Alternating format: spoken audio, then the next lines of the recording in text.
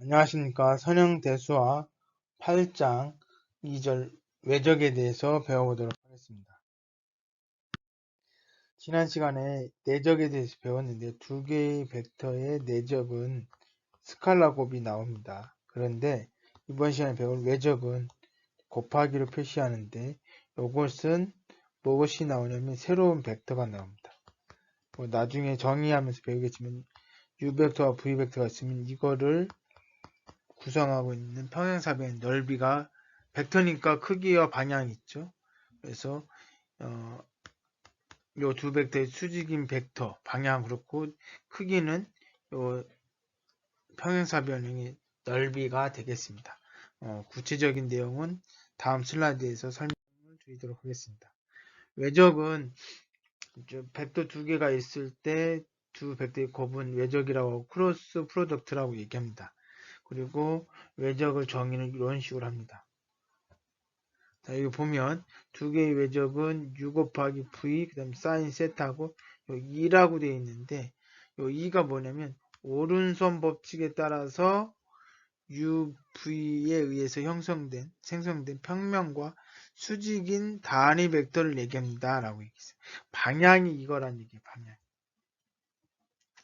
오른손 법칙이라고 했습니다. UV라고 했잖아요. U를 먼저 썼으니까 U를 먼저 감싸고 V를 감싸면서 엄지손가락이 어디를 가리키는지를 보시면 돼요. 그래서 엄지손가락이 가리키는 쪽이 방향이 된다. 뭐 이런 얘기입니다. 자, 그 다음에 아까 U 곱하기 V는 어떤 크기 곱하기 단위 벡터로 표시했는데 여기서 이 크기는 어떻게 표시하냐면 이렇게 표시합니다. 아까도 언급을 했던 것처럼 U가 있고 V가 이렇게 있으면 U와 V에 의해서 만들어진 평행사변형이 있습니다.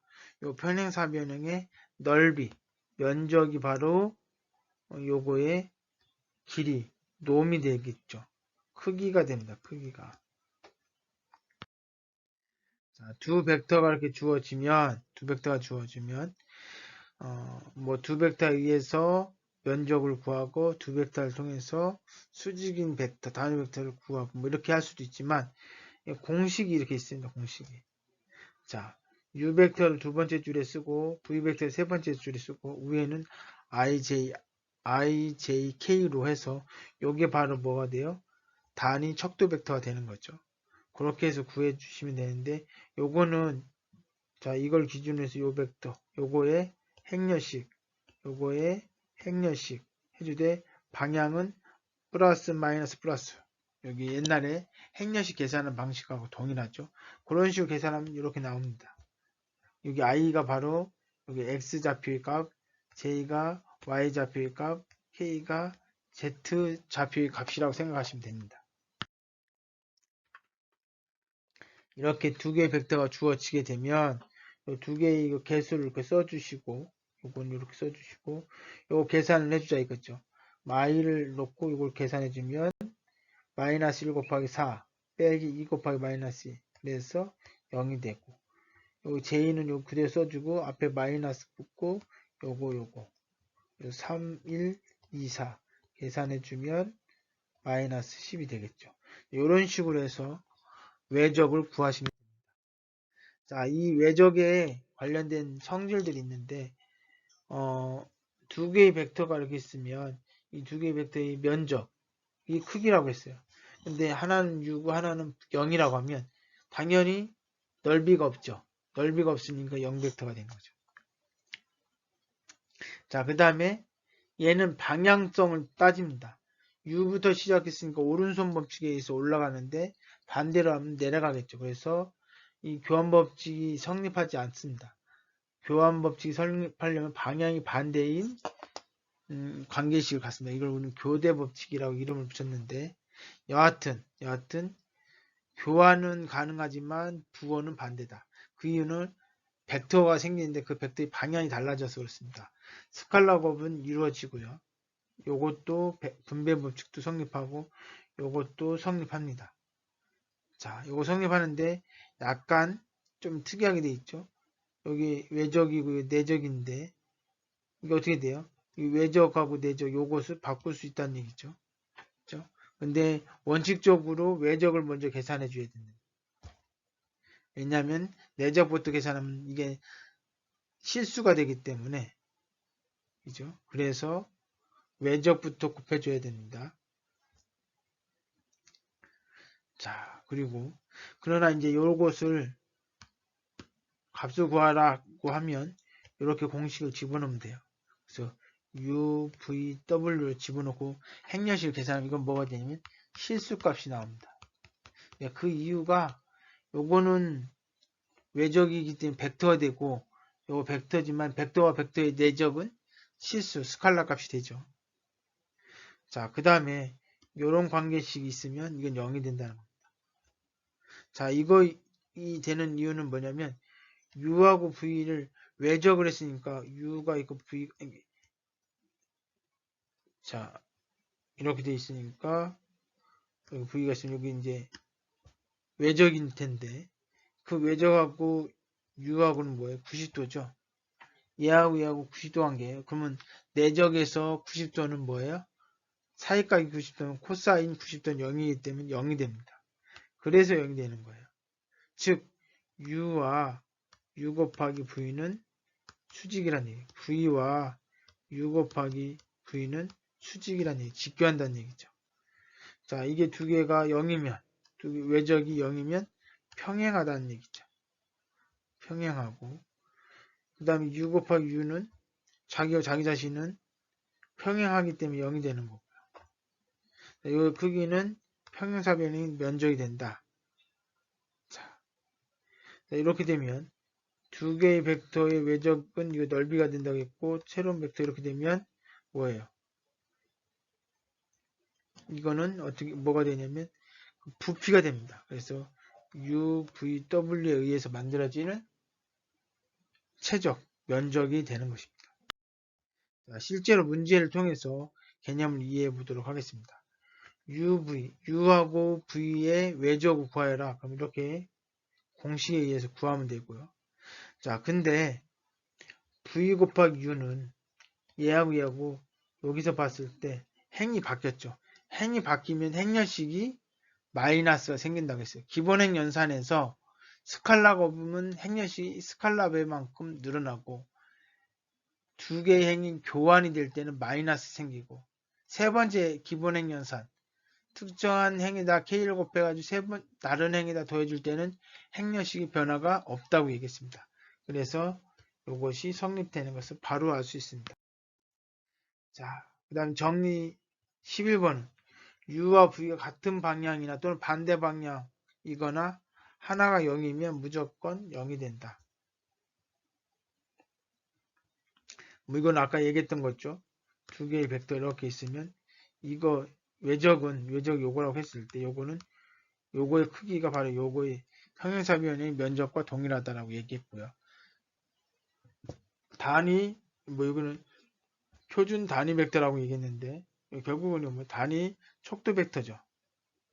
뭐 국어일대의 성질들에 대해서 얘기했는데 자기 자신끼리 곱해주면 0이 돼. 평행하니까. 그리고 다른 애들끼리 계산해 주는 거는 뭐요? 다른 뭐요? 뭐 표준 단위 벡터하고 같다. 이건 방향은 고민해 볼 필요가 있습니다.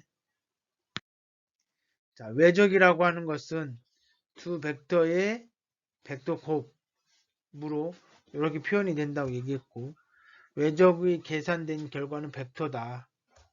그리고 그 벡터의 크기는 두 벡터에 의해서 만들어진 평행사 변형의 면적과 같다.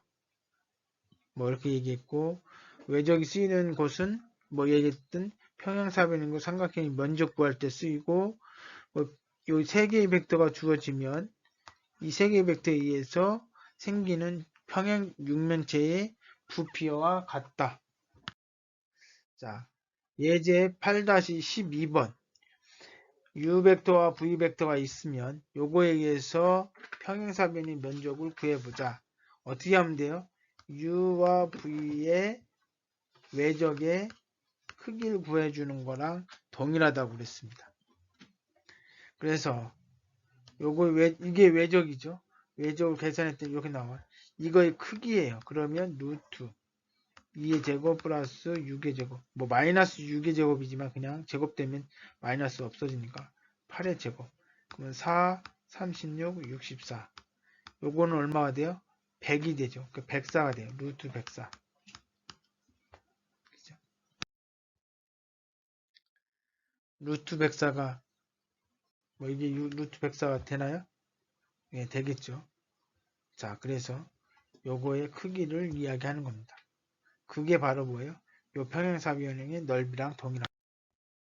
자, 지금 3개의 점이 있습니다. 이 3개의 점을 가지고 3개의 이렇게 점이 있는데 이 점을 가지고 뭐예요? 면적을 구하보자 라고 되어 있습니다. 자, 그러면 이걸 기준점을 잡고 요 벡터와 요 벡터에 이르는 새로운 벡터를 한번 구해보자. 지금 여기가 이 점이라고 하면 요 벡터 구하고 요 벡터 구해보자는 얘기죠. 요 벡터는 뭐예요? 이걸 기점으로 해서 요거를 빼주면 그게 바로 요 벡터가 되겠죠. 그게 이겁니다. 이 벡터, 이게 U 벡터가 되고 이게 V 벡터가 되겠죠. 그리고 이거의 외적을 구합니다. 방향은 중요하지 않아요. 왜? 삼각형 면적 구하는 거니까 거기에 절대값만 구하면 되니까. 외적을 구해서 계산해주면 이렇게 나오고 이거의 크기 4의 제곱 16, 9의 제곱 81, 마이너스 1의 제곱 1. 그럼 이거 얼마가 돼요? 97, 98. 루트 98이 되겠죠. 그래서 10 루트 2가 됩니다. 근데 이거는 원래는 이게 뭐예요? 두 개의 벡터의 평행사변형의 넓이니까 삼각형을 구하고 싶으면 2로 나누어주면 되겠죠. 자, 예제 8-14번 평행사변형의 최저, 부피죠. 이거를 구하는 문제입니다. 이 세 개의 벡터를 가지고 평행사변형의 최적을 구해보자 라고 되어 있습니다. 이거 공식으로 얘기했습니다. 맨 앞에 있는 거 써주고 두 번째 이거 써주고 세 번째 이렇게 써줘서 이거 계산해주면 그게 바로 뭐가 된다? 최적이 된다. 평행사변형의 최적 구하는 공식입니다. 자, 이렇게 되는 거죠. 자, 이렇게 해서 벡터의 외적과 내적에 대해서 배웠습니다. 자, 내적을 통해서는 두 벡터의 사이값 구하는 데 많이 쓰였고요. 외적은 그 두 벡터로 이루어지는 평행사변형의 면적이나 최적을 구하는데 사용되어졌습니다. 그 외에도 물리학 장의장에서도 많이 사용되어집니다. 이것으로 벡터를 배웠습니다. 경청해 주셔서 감사합니다.